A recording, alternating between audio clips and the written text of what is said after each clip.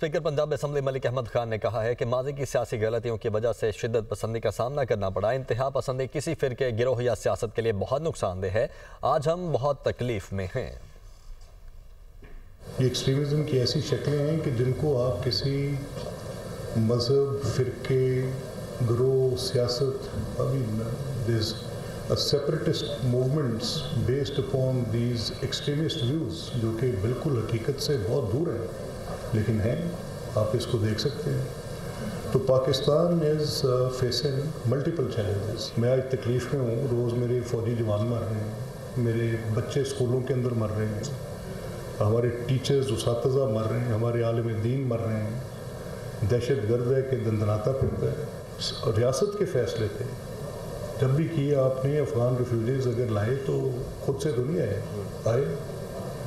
اگر سپل اوورز آ رہے ہیں تو وہ کیسے آ سکتے تھے؟ وہ سپل اوورز آ رہے ہیں کیونکہ آپ نے جنگیں لڑی آ رہے ہیں۔ اگر حکومت وقت سنجیدگی سے یہ معاملہ حل کرنا چاہتی ہے تو نصاب میں ڈال دیں خوارج کے چیپٹر اور ڈالیں بڑی پرائمری سطح پہ، بتائیں اپنے بچوں کی ذہن سازی آج سے کریں۔